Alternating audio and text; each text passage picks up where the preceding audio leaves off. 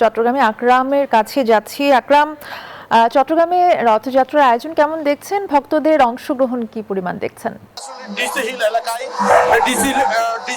এলাকায় রথযাত্রার প্রোগ্রাম দেখতে পাচ্ছেন। আসলে প্রচুর বৃষ্টি হওয়ার কারণে আমরা তাদের রথযাত্রা কিছুটা ব্যাহত হলেও কিন্তু সনাতন ধর্মাবলম্বীদের বিশেষ যেই এই রথযাত্রায় সবাই অংশগ্রহণ করেছেন এবং সবাই তাদের নিজেদের বাসনা পূর্ণ হওয়ার জন্য তারা প্রার্থনা করছেন এবং তারা বলছেন দেশের শান্তি শৃঙ্খলা এবং ন্যায় প্রতিষ্ঠার জন্য তারা সেই প্রত্যাশা করছেন। একই সাথে চট্টগ্রামের সনাতন ধর্মাবলম্বীদের সবাই কিন্তু এই রথযাত্রায় অংশগ্রহণ করেছেন। আপনারা দেখতে পাচ্ছেন রথযাত্রা কিছুক্ষণ আগে চট্টগ্রাম ডিসি হিল থেকে ভারতীয় হাই কমিশনার ভূমি প্রতিমন্ত্রী চট্টগ্রামের মেয়র সহ প্রশাসনের কর্মকর্তারা উদ্বোধন করেন। এরপর থেকেই কিন্তু এই রথযাত্রা শুরু হয়। রথযাত্রা শুরুর পর থেকেই কিন্তু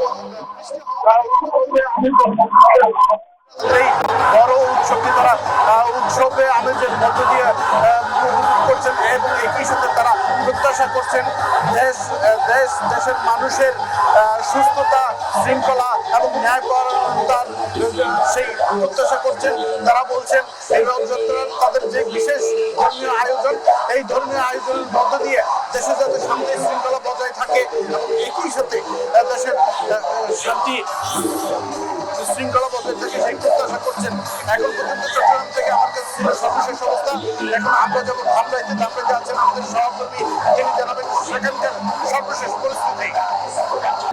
অল্প কিছুক্ষণের মধ্যেই উদ্বোধন অনুষ্ঠান শুরু হবে। ধামরাইয়ের ঐতিহ্যবাহী এবং ঐতিহাসিক যে 400 বছরের রথযাত্রাটি, এই শ্রী শ্রী যশো মাধব দেবের যে রথযাত্রা, এই অনুষ্ঠানটি আজকের এই অনুষ্ঠানের প্রধান অতিথি হিসেবে থাকবেন জাতীয় সংসদের চিফ হুইপ শ্রী নজরুল ইসলাম মনি। এছাড়া বিশেষ অতিথি হিসেবে থাকবে এই অঞ্চলেরই এমপি যিনি রয়েছেন তমিজউদ্দিন আহমেদ। এছাড়া জাতীয় সংসদের মহিলা আসনের যিনি এমপি রয়েছেন সুলতানা আহমেদ। আজকের এই রথযাত্রা অনুষ্ঠানকে কেন্দ্র করে উপজেলা প্রশাসন এবং প্রশাসনের তরফ থেকে সর্বোচ্চ নিরাপত্তা ব্যবস্থা গ্রহণ করা হয়েছে। আমরা যতটুকু জানতে পেরেছি এবং আমাদেরকে যেটি জানিয়েছে, প্রায় 300-রও অধিক পুলিশ সদস্য পোশাকে এবং সাদা পোশাকে নিয়োজিত রয়েছেন। এছাড়া গোয়েন্দা সংস্থার সদস্যগণও রয়েছেন। এছাড়া আয়োজন কমিটির যারা ভলেন্টিয়ার রয়েছেন, বিপুল সংখ্যক ভলেন্টিয়ার আজকের এই রথযাত্রা